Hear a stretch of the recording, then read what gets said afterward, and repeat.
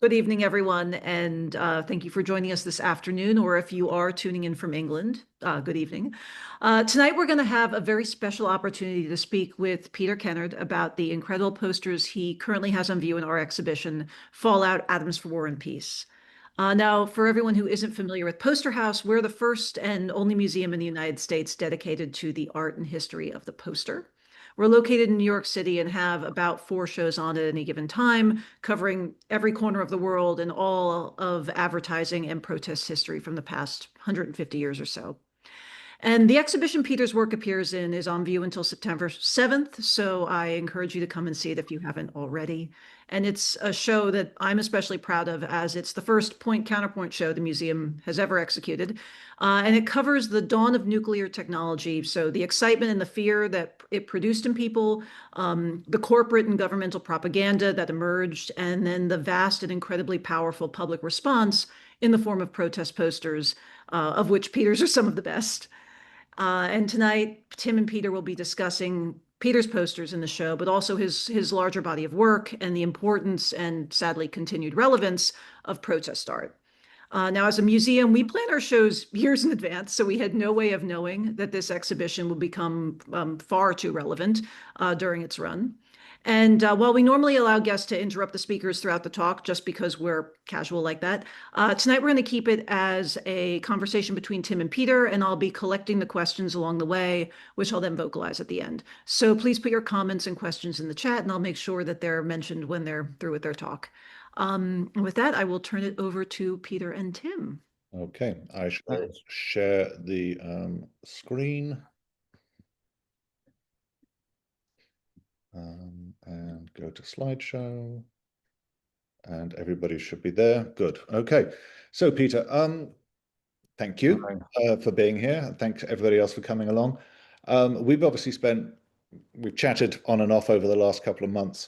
I was reading, weirdly, the Financial Times a couple of days ago, and I saw this quote from Nadia Tolokonnikova. For those of you who don't know, she's a member of Pussy Riot. So she's a Russian artist, a dissident who criticized Putin, therefore spent a couple of years in a penal colony there, which must have been grim. And she said, when political art is good, it starts to be really interwoven with reality. The thing is, now in a time of grim politics, it just ends up being devastating. And the thing is, Peter, when I look at your art, the thing is, you've been making political art for nearly 60 years now. Much of it devastating in subtly different ways. So the first question I have is, there had to be a trigger. For people to become activists, there's usually a trigger. So in your case, what was it? Yes, well, the trigger was, I mean, I was really committed to painting from about the age of 13, and I was painting using a lot of different materials, a lot of it from very local area, because there's a lot of bomb sites in London. So I got lots of bits of card and metal and made little sculptures and things like that. And then I went to art school at 16, and just at the end of that time, the Vietnam War became very prominent in London, where I'm from, in terms of demonstrating against the war. And I started going on those demonstrations, and through them, I wanted to find a way to represent what I was, my political awakening about Vietnam, also seeing the British police in action around the American embassy, all these things. And started to read about the civil rights movement. So I wanted to find a way to engage with all these issues, and I did that. So I started using photography, because obviously at the time, Susan Sontag called photography a trace of reality, which is probably not at all true in our scary days in terms of photography. But at that time, there was that, thing, photography is a reality. So I started using it, and the pictures up, which are of Nixon, was for a magazine called. I started doing montage for newspapers and magazines, and this was a cover for a magazine. And I put the one on the right is a rough. So with montage, one's looking for a sort of reality in the image. So it relates to surrealism in that sense, that you're looking for something that can transform into something else in quite a 3D manner. And the first idea I had was using these magnifying glasses over Kissinger's face, and then obviously the most obvious thing was to use his glasses, as they're what I call it, they're a given frame. They're a frame that appears that you can put something into. So, there's a Stars and Stripes and a Napalm Child and a B-52 on his forehead, which is done through double exposure. So it's using different photographic techniques, and through that trying to open up a photographic image. In a sense, one's ripping it open to show something that's going on underneath, and Yeah. that's what I felt what one could do that with montage, in a way that you couldn't do with straight photography.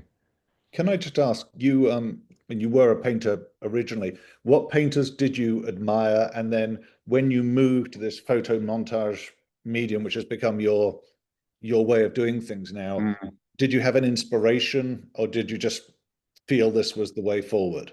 No, well, I mean, originally I was doing figurative work. I was very into Francis Bacon, Giacometti, and Picasso, and all those. I went through all those influences, and then through getting involved in trying to make political work, I found work that at that time was very sidelined in the art world, like Hannah Hoch, who was a great Dadaist, collagist, and John Hartfield, who was the great anti-fascist photomontagist, um, and also the whole culture of pre-war Germany, the Weimar. There was a great coming together of artists, and sociologists and campaigners against the rise of fascism.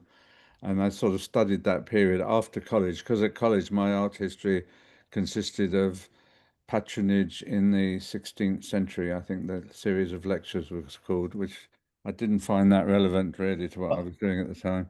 Vital stuff. So it was after college I then discovered, and all this material was suddenly becoming much more central in terms of the art world as well, because the art world had been sort of talked about as if, it came a lot from MoMA in New York, this idea that there was a canon, and it started off with Cézanne and ended with Jackson Pollock. There was that sort of idea, and a lot of other artists, people like Hannah Hoch, or even people like Duchamp, were sort of sidelined originally, and in the 70s they started becoming much more central. Right. Okay. I love the fact you're in your studio doing this talk, by the way. It sort of adds a Yeah. reality to it. Now, you've described photo montage in your words as the important strategy of the medium is it doesn't present a window on the world so much as a smashed mirror in which viewers see themselves reflected in the fragments of reality. And I read that, and then I saw this harrowing image. And so if you can talk in general terms about what you mean with this smash mirror, and also Yeah. talk about this anti-apartheid image from Yeah. 1973, I think it was. Yeah. Well, I got involved in the anti-apartheid movement from London, and as we know, it was a worldwide movement, that was really powerful. I mean, the boycotts and everything that happened, and so this was an illustration for a newspaper, and um, and people couldn't believe that the This was the actual. New Statesman. No, this was a thing called Workers' Press. Well, oh, this is the Workers' one. Yeah. Yeah. And I did a lot of montages for this newspaper, so I thought people could take the idea of different sorts of photography together. So you've got a completely realist photo, which is in fact by Ernest Cole, who is the great black photographer of apartheid. And at the bottom bit was a photograph which I think I got it from India originally, of these dogs and the sort of corpse, and I constructed it together. And so it's not trying to say this is reality. It's trying to show that this is uh, this is a horror that's going on. Apartheid is a horror. How do you know? The question for me was how to represent it. Um, and so I brought together the fact of the obscenity that on street furniture you had Europeans only, whites only, all that sort of thing, and then brought this other image into it, which I then worked on with scalpels and charcoal and things to have a different sort of image with it, because this is not saying this is real. This is saying this is someone's idea of reality. Yeah. I mean, I think that's the important thing with this sort of work, that one's not saying it's real, one's saying it's a critique of what's real by Yeah. putting images together. Yeah, I mean, because what struck me was I love the quote, and with any of your work, your views are transparent. No one could look at your posters or any of your images and doubt where you stand on the No, spectrum. no, no, because I've But always thought that's really important, that no, absolutely. But even there's a if you lot don't of, necessarily completely agree with yeah, where your viewpoint is on certain things or whatever, it forces you to confront things, right? You have to face discomfort, which I think is the what makes these things really yeah. good. Um, as well as being an artist, I think you've used the term visual journalist about yourself, and you've also been a professor at the Royal College of Art. How many years were Mm. you a professor there? A lot of years, over 30, yeah, Over yeah, 30. And so yeah. But, if you had to choose between being an artist or teacher, you liked doing both, presumably. yeah, But I mean, yeah. did the students change over those 30 years? Yeah, they did. I mean, they got more. Um, I mean, they started off, I suppose, in the 70s as quite open to different sorts of photography, and then photography became this sort of art form, and a lot of people were making giant photos, and thinking that the gallery was the only place for it, and then up to the present time, the photography is a lot of different worlds now. It's like, and it's involved, like a lot of artists, they're photographers are involved with art, they're involved with graphics. They're, in a sense, it's like the world of posters used to be, but Yeah.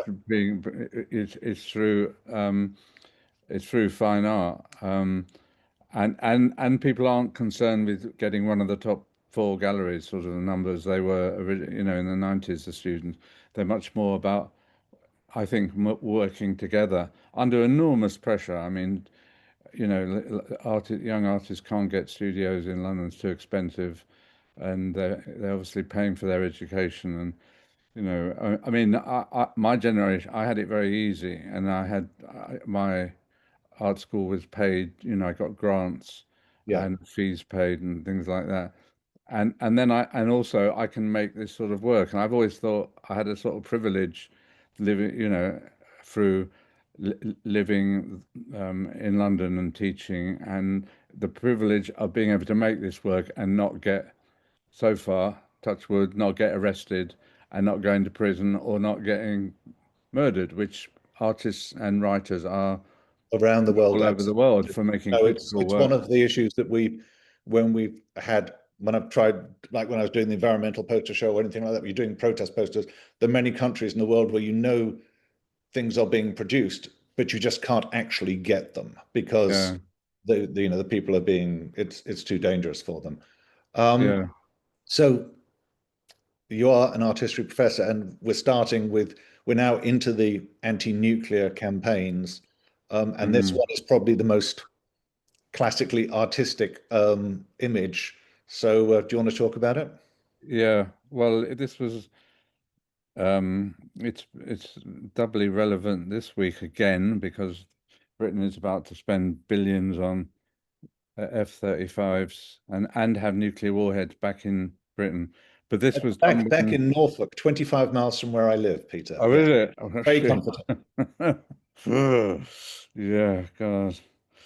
Well, this was done when Margaret Thatcher decided to allow American cruise missiles to come to Britain, and they were going to move around Greenham Common. That they were going to go out the gate and circulate around. And in Parliament, they said, don't worry about the cruise missiles, they'll melt into the countryside, which I thought was a bit ominous. But the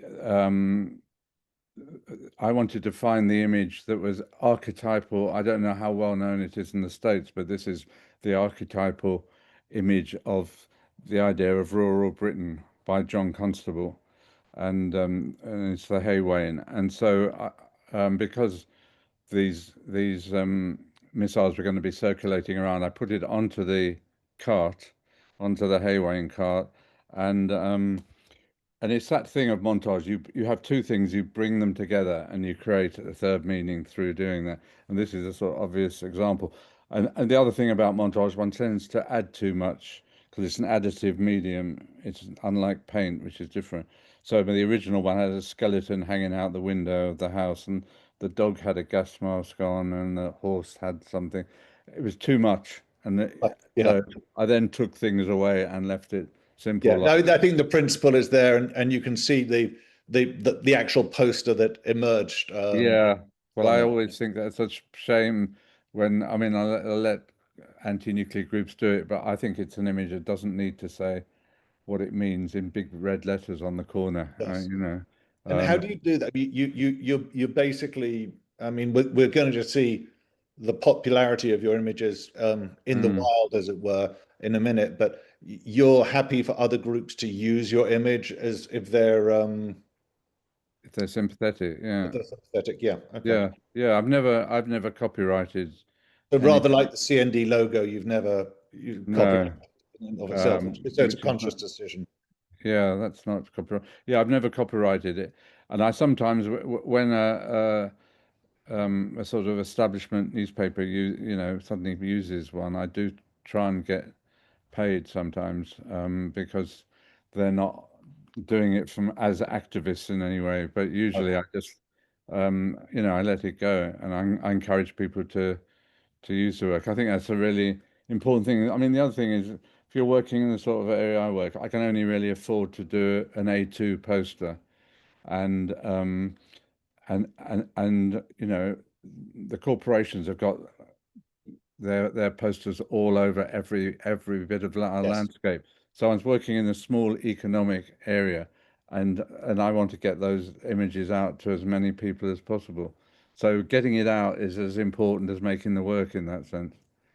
So, I mean, your work is, I would describe it as defiantly analog in a digital age. And obviously, when you started, it was very much an analog age. Yeah, And this one in particular has, a great backstory. Do you want to just explain how yeah, you made yeah, this image as poster? yeah.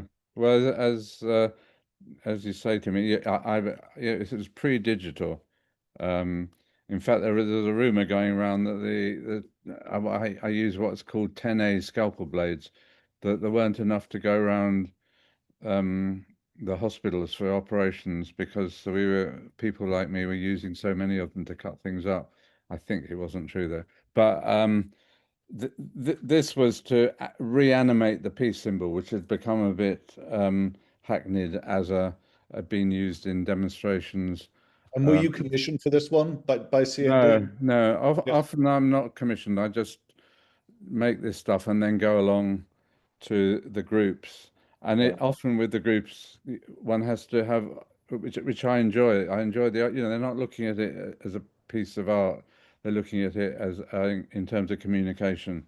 Yeah. And then we often argue. And with CND at the beginning, they wanted me to show rainbows with everything because they thought we should show the resolution of the nuclear world rather than their struggle to break these things. But I always believed to get people to join and things, it's better to make a harder image. So this one, I just cut the symbol. I mean, the CND symbol is a great symbol that was designed by someone called Roger Holton. Yes. No, it wasn't Roger. I don't know. 1957. Hmm? 1957. 1957, and he never copyrighted it, and No, it became deliberate. this Yeah. great peace symbol. And he was a great sort of pacifist um, activist, and he came up with this symbol. And so what I did, I just cut one out of cardboard. You know, I quite like the crudity of of imagery. I go with it's something that Brecht wrote a lot about, is crude thinking he talked about, because then it encourages people to actually engage with it and maybe make their own versions if it's got a sort of crudity. I don't try and copy I it. prefer the word texture, but yeah. Yeah, I don't try and copy the smoothness of advertising and Yeah. in the work I do. And then I stuck this broke this missile. I used to get free photos from the Ministry of Defence here in London, but they stopped at that time, of missiles and things. But I didn't have a decent one, so I went to a giant toy shop in London called Hamleys and bought. I went to the department that has guided missiles for sort of 3-year-olds, plastic toys. So to be clear for those watching, at that point in time, Hamleys, the UK's best known toy store, was selling toy intercontinental ballistic thermonuclear missiles for 3-year-olds. Because Right. why wouldn't you, right? I mean, it's Why wouldn't you? That's right. nothing says Christmas like an intercontinental ballistic missile.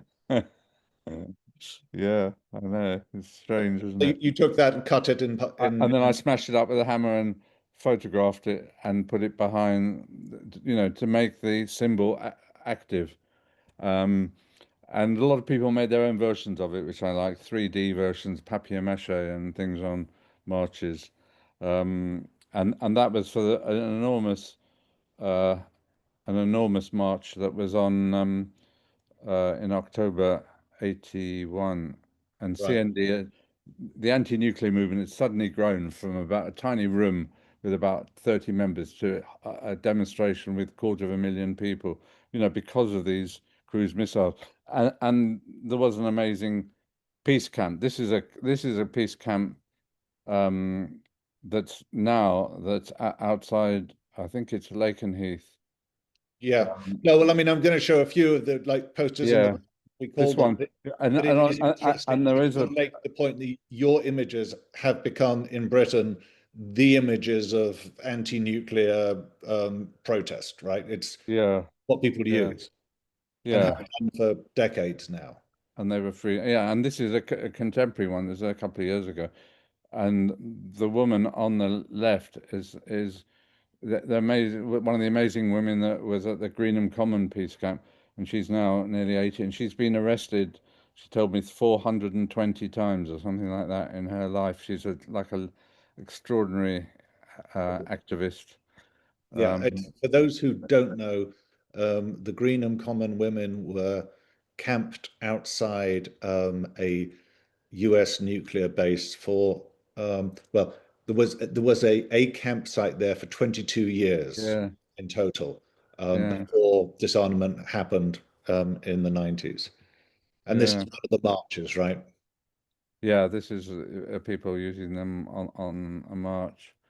Um, which they were printed by a Campaign for Nuclear Disarmament and given out to people to put on placards, and that was a Ministry of Defence property. So someone had Put hung one one of there. these Yeah. on it. Yeah, Now I'd like, if we can, to talk about humor because it's counterintuitive in some ways. I find some of your work very funny in a yeah, satirical way. There's nothing funny about nuclear war, but the next two posters are two of my favorites. And this one in particular, Poster House even made a very fetching mug out of. You can buy them yeah. in the store, Great. send off Yeah. for them. Very tasty. Get your mug from Poster House. Yeah, Get your mugs from Poster House, protect and survive. And do yeah. you want to? I Shall I mean, say what? Well, let's talk about protect and survive and everything, and yeah. the line and everything. Protect and Survive was it was an A5 leaflet that was made by the government. It was a government publication, and it was going to be given out all to everyone free in the country. And it was about what to do when in times of nuclear war, and it had absolutely ridiculous things in it, like take your lace curtains down, and uh, sit under your stairs. As if down people your all stairs, got stairs. take doors down, put them Take against the the doors wall. down. Take. And then at the end of the book, it said, after you hear the all clear, you may resume normal activities. This is after the nuclear war, and so they got so bowdlerized for it, the government, that they had to bring it. They didn't give it all out, didn't give them all out, but there were thousands that were sent out. And I just happened to be teaching somewhere, and they had a skeleton in the life room at this art school, and I had the idea of getting a skeleton to read, protect, and survive. So I got the students to all, because skeletons don't usually read books very much. I got them to More's the pity. More's the pity. all the students are sitting underneath, holding the hands up, because the hands flop back on a skeleton. So that was what they were taught that day. And have you ever wished you were better informed? Was from a poster that the Times newspaper, which is, the great British establishment newspaper. The UK paper of record would be, yeah. Yeah, the paper of record. They had that on all their posters all over the country. Have you ever wished you were better informed? So I montaged in their slogan, as well as getting the skeleton to read, protect, and survive. Yeah, it as a parody of the establishment, and it was this peculiar thing, because I remember watching Protect and Survive as I suppose a teenager, and it had this, these weird things like, when your parents die of radiation poisoning, put them in plastic bags and stick them in the garden. Yeah. I was like, I don't want to stick my parents in a plastic bag in the garden. But it was this weird concept. The government was telling you could survive what was unsurvivable. And therefore they lost all respect. And hence, your posters and the demonstrations, because they laid themselves open to it. This and of course in America they had this film Duck and Cover, which was a government film for kids to get under their desks in times of, duck and cover. I mean, you've got this one, if you have a home fire extinguisher, handy. Keep it handy. I mean, so people know, if you don't know, when a thermonuclear device goes off, it goes off at 100 million degrees Celsius or 180 million degrees Fahrenheit. So, yes, your curtains will burn, and no, a fire extinguisher will not help you. But you, on these posters, are these the ones that were, you had the GLC helping you? They were done. Talk a bit about how the GLC worked with you, and also what you had to put for the data points. Yeah. Bottom. Well, the GLC, which is the Greater London Council, was the government of London, and it had a mayor who was very amazing. He was a left-wing MP called Ken Livingstone, who was before he was an MP, and he wanted to make London into a community, in the sense that people really were discussing everything, and he turned the building they had into an amazing cultural centre where you had all different. You had women's groups, you had anti-nuclear group, all these different groups in this vast building. And of course, he was hated by the Prime Minister, which was Margaret Thatcher. And one of the things he was told to do was to make work as posters or whatever way he could to show people what Tim was saying, how to survive a nuclear war. And he said, there's no bloody way we can survive a nuclear war, so we should put the actual facts into circulation. And so I did a set of this, like 20 A3 posters, and all the information on them couldn't be said to be left wing, because there was a right wing caucus within the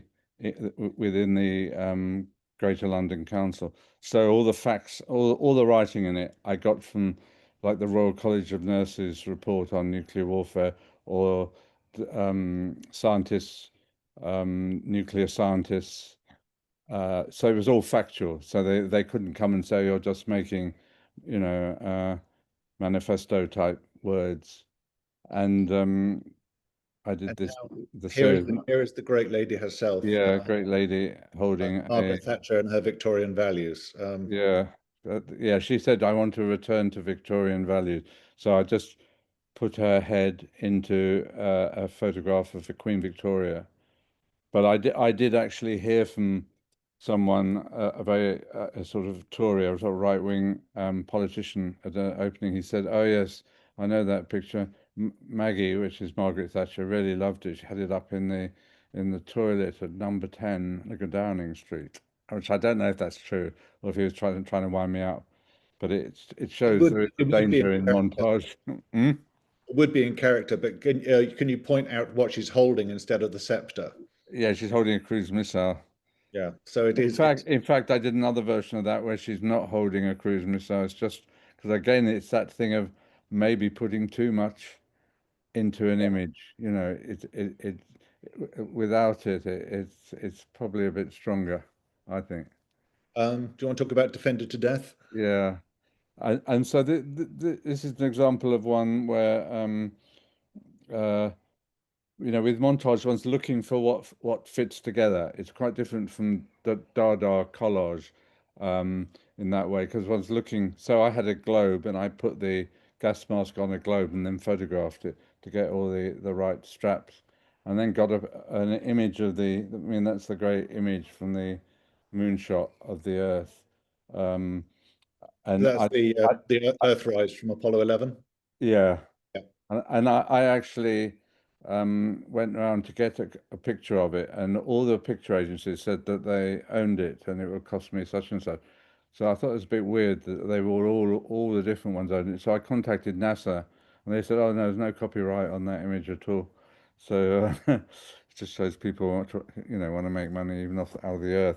But I put this, I fitted the gas mask onto a globe, photographed it, and then again, it's got that thing which I call it a given space. You know, the gas mask guys are given their and the mouth area is something that you can pour something down. So it's got that surrealist feel about it. It's got a sort of reality about it as an image. Um, and I did actually change the hammer and sickle. It was reused during the war, for the 2003, right? invasion of You're Iraq. right. Cool. Yeah, Yeah, yeah. put the So UK in there as well. I put a Union Jack in there. Yeah, yeah, Um, I think we've covered Greenham Common, but yeah. That's Greenham this comment. yeah. Yeah, yeah. You need to And, explain to our American friends what use your loaf means. yeah. Well, a loaf of bread is what we call it here. It's also use your loaf is a slang. It's a London slang, I think, for use your brain. Um, so it has a double meaning in there.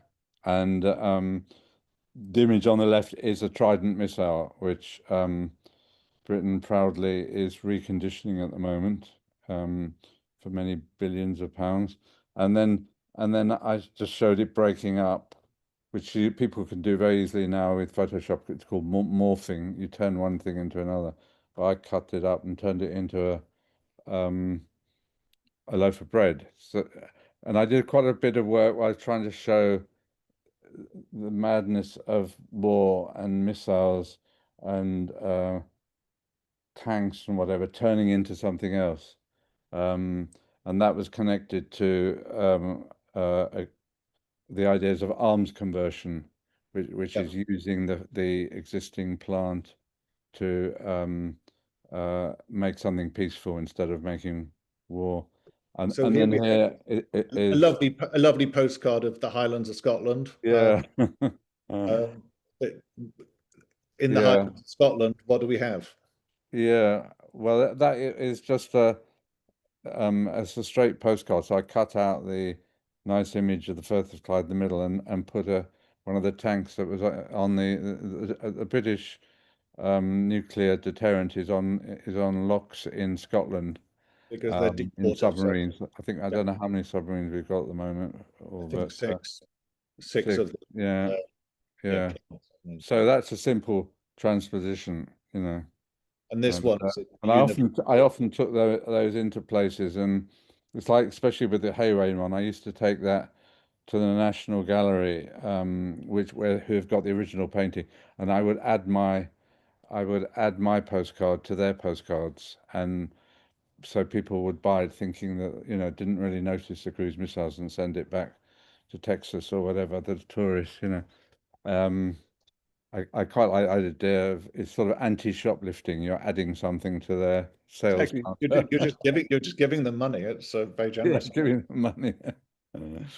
I think this doesn't need explaining much. I mean, it's a No, pretty universal theme on yeah, either side of the Atlantic. Um, yeah, this one obviously is Hiroshima and Nagasaki. yeah, and that again is wanting to make an image, because the image of the nuclear cloud in the 70s had become completely normalized, and people were writing very strong anti-nuclear books, but they just ended up putting a cloud on the cover. My feeling is that if you want to talk about these things, you want to show the images, you've got to break them in some way or connect them to what they're about, which is simply a skeleton on that one. You've actually got There to was show, the Nuclear Museum in Las Vegas has images of people in the 50s, and they would come to Las Vegas to watch the detonations. oh my God, really? Yeah, Because it was yeah. entertaining. And the backstory on this one. Yeah, this is a painting. The original of the woman is the Virgin Mary, and it's a painting in the National Gallery. I can't remember the name of the artist, 17th century. Anyway, I was commissioned by uh, I don't know if you know in the States, Bob Geldof, who did Live Aid. Everybody knows Yeah, Bob who you Geldof. are. Yeah, Sir Bob, as he's known as now. Anyway, he was going to project artists' images for Christmas onto big London buildings. There were about 6 artists he chose, and he chose me. So it had to have a Christmas message. So I simply got this reproduction of this painting. I put the earth into it where her head is, and then changed the halo into a peace symbol, and I sent it into Sir Bob and didn't hear anything. So I contacted him. He said, there's a problem with that one. You've got to speak to Orange." And I don't know if people know Orange was an enormous um, mobile phone manufacturer at that time. I think they went, Cellular provider, as they say in the US. hmm? Yeah. Yeah, Cellular provider. Yeah. provided, yeah. And so I contacted them, and then they got very worried, and they put me through to their PR, and I spoke to their woman and PR. She said, "Oh yeah, we can't show that because it would offend um, grandmothers and young children." And that was her actual words. And she wrote a letter to the Guardian saying that when there was publicity about it. Um, so, um, which is completely crazy. It's the most sort of anodyne image you could hope for, Yeah. really. Yeah.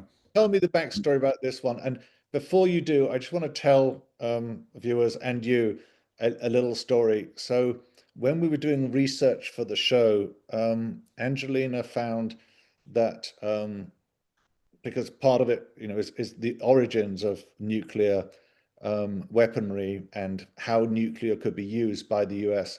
And in the brains trust of the Defense Department, there was a concept of using nuclear missiles to melt the ice caps and thereby flood the Soviet Union. Obviously, it didn't happen, which is Really? interesting. They understood that heat would melt the ice caps, but they hadn't Yeah. worked out it would flood everything, not just the Soviet Union. So when I saw this, I God. thought of that, master. Yeah. You can tell me what it is. Um, I haven't really got a story for that. I mean, Okay.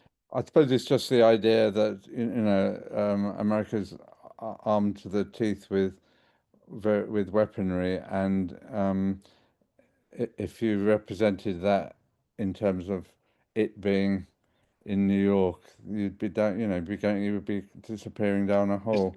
this would be where we Um, would be. yeah, So the next one we're going to talk about is these images are from your installation, which was Boardroom, which was at the Imperial War Museum. as part of Yeah. your unofficial war artist exhibition. And the reason I wanted to show this is because, A, it's interesting to me, the concept behind it, which you can explain. But as I said, our show is a point counterpoint show.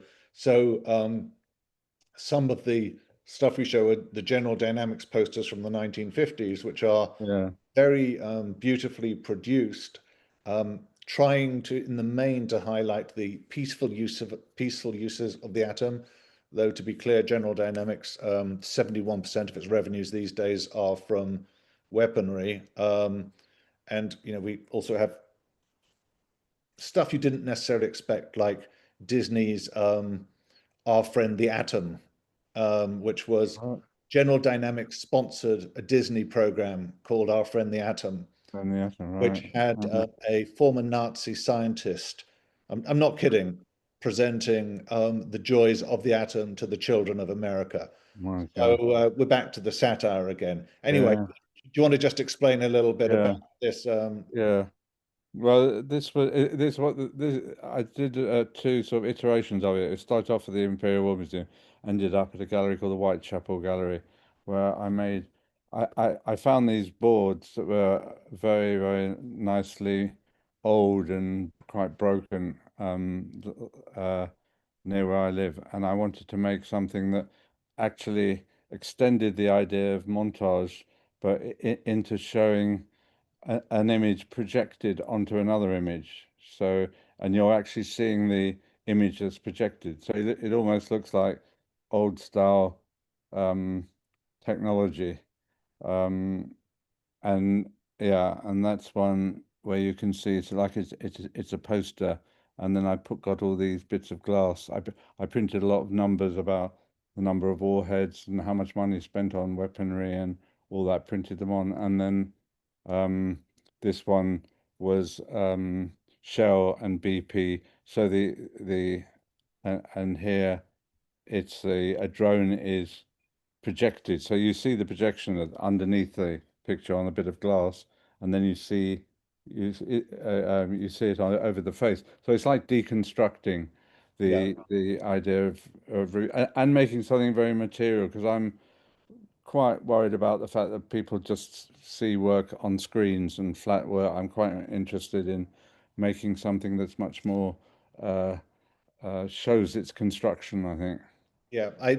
And I know you could see maybe in some of those things you had the Yeah, cards mocked up with the strap lines of yeah, the weapons companies, and I wanted the audience to be able to see the top six weapons companies in the world, five of which are American, one of which is British, yeah. and They're uh, strap lines. their Yeah. strap lines, which don't necessarily tie in with what you'd expect.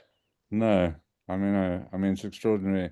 I mean, Lockheed Martin, which is the biggest arms manufacturer in the world, we never forget who we're working for. I mean, that's strange, Forever New Frontiers, Boeing, 40% weapons, work that matter. I mean, it's just, they've Inspired gone work, yes. it's obscene, really. They've gone to the advertising agency and said, just do it as you normally do with your consumer goods.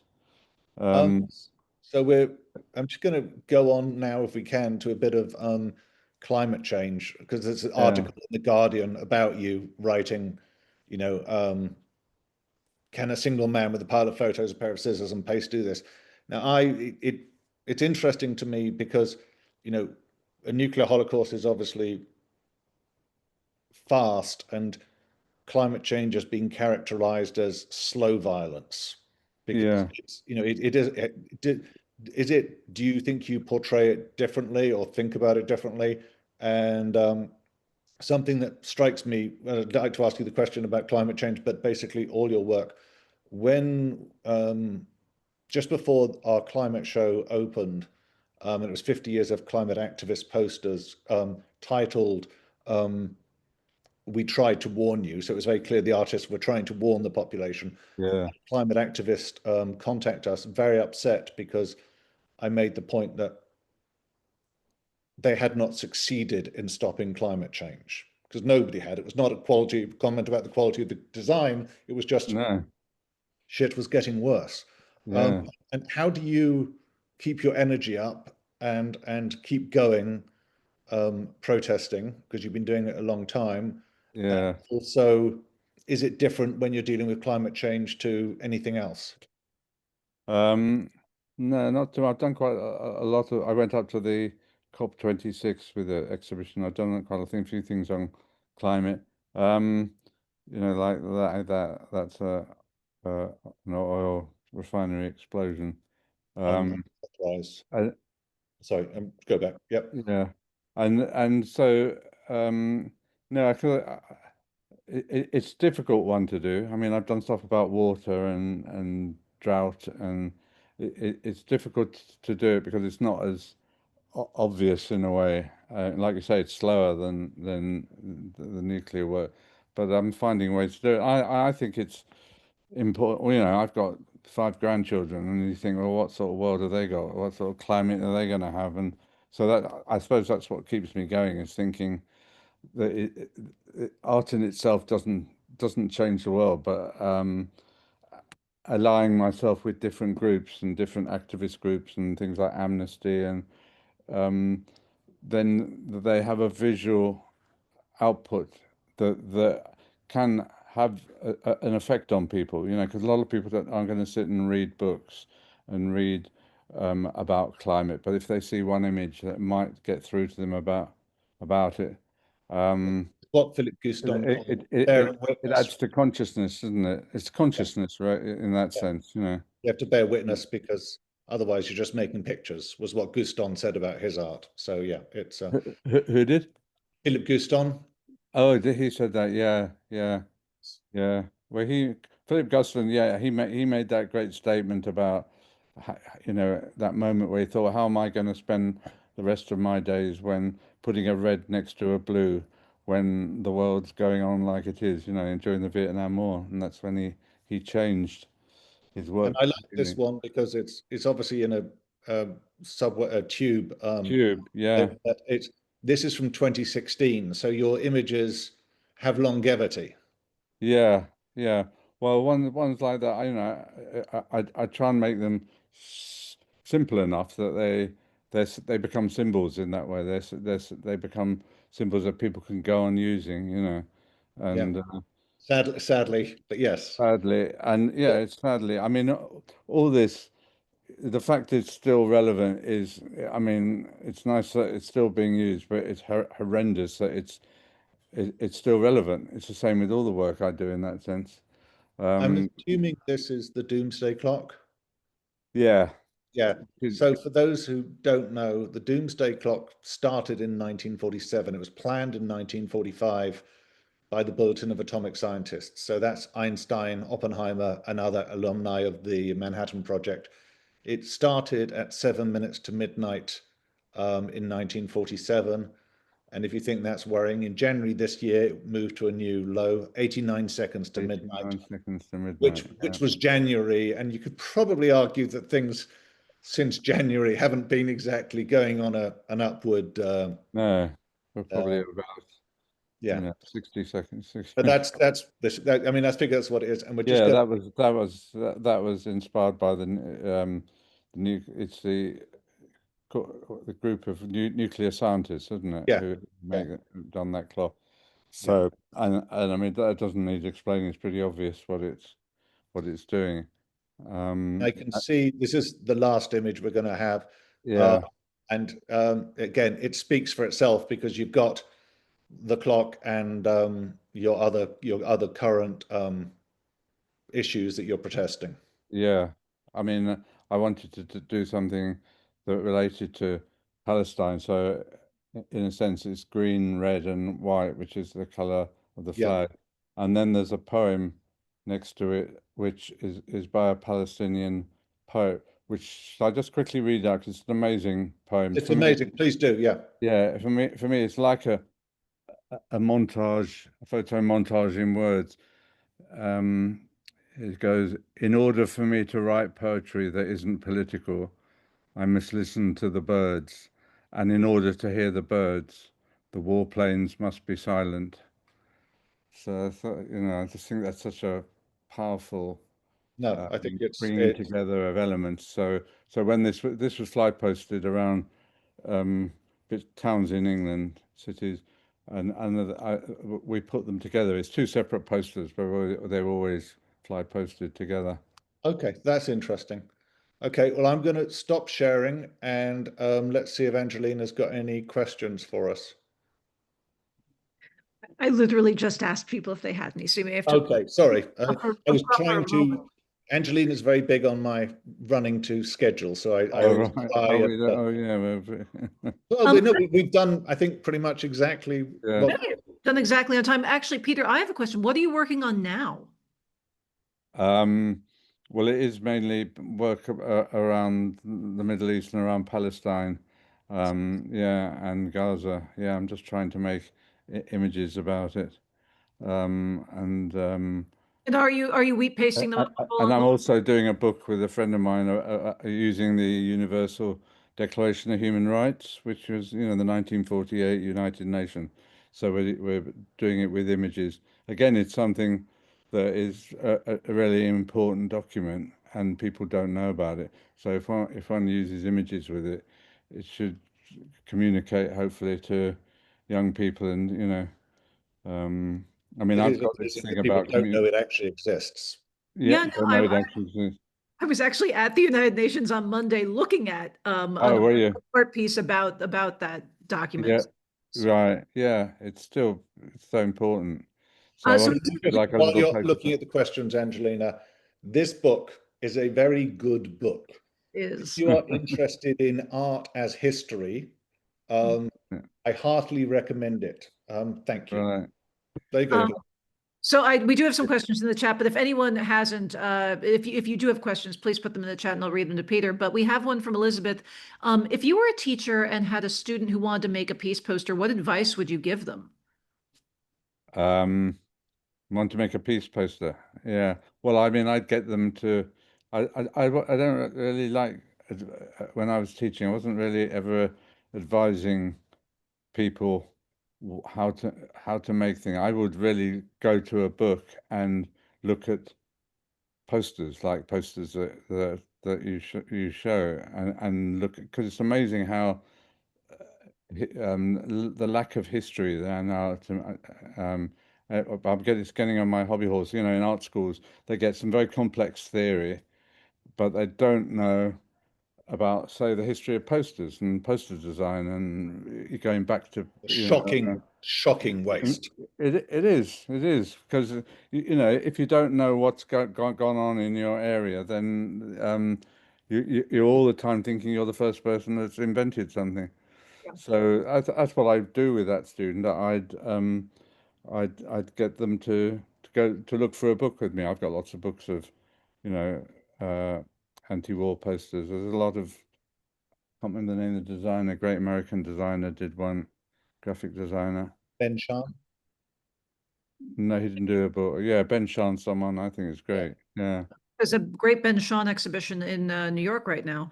There's also, are you thinking Milton Glaser or Seymour Quast, perhaps? Yeah, Milton Glaser. He's done a book on anti-war work. Yeah. He did. No, his poster, one of his posters ends our exhibition, actually. Ah, right.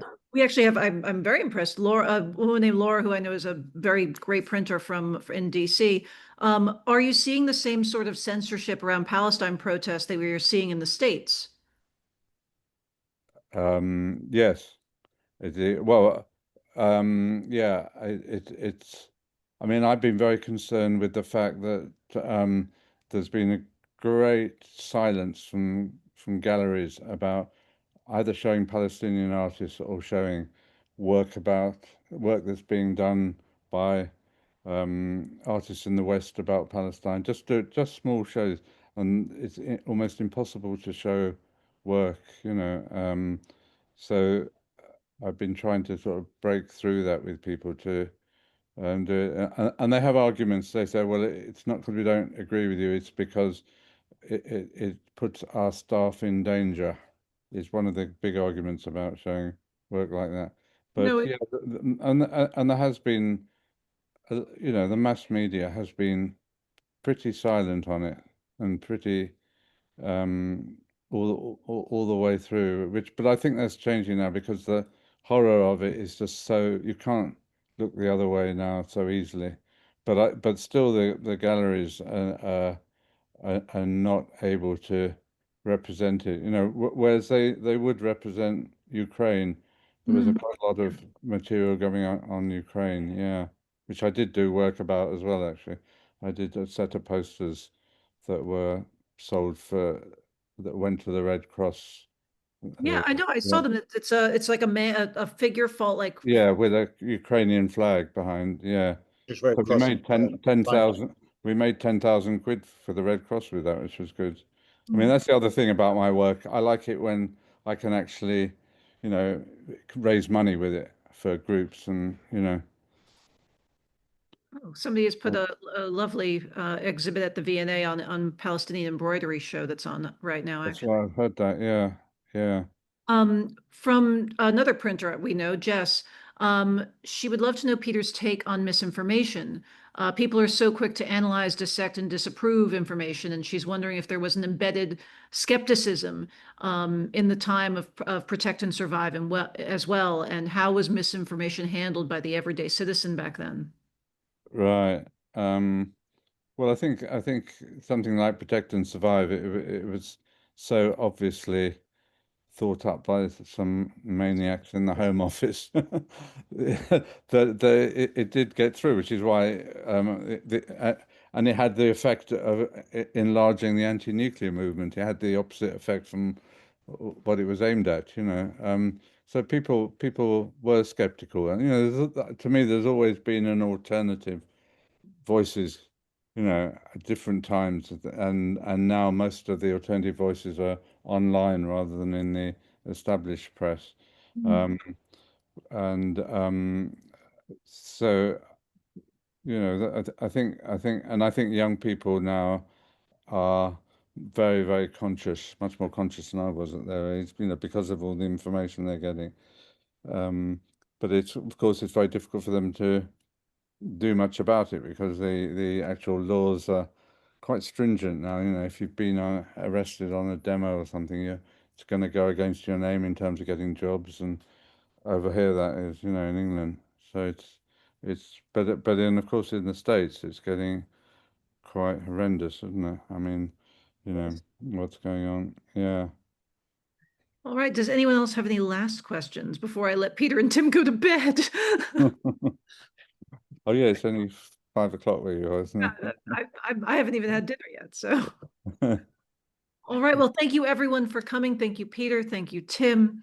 If anyone is in the States and you happen to be in New York, please come and see this exhibition. It closes September 7th, and it is an incredibly important exhibition. And we keep hit after hit. In the fall, we're opening a show on the history of fascism. So, we're Right. Oh, topical. you want? Yeah, yeah. Talk about being topical. Yeah, really. Or far-seeing. Yeah. Yeah. But thank you, everyone. And this talk will be available online after, so please share it with all your friends and family because I think it's a very important talk. And see you soon. Bye, guys.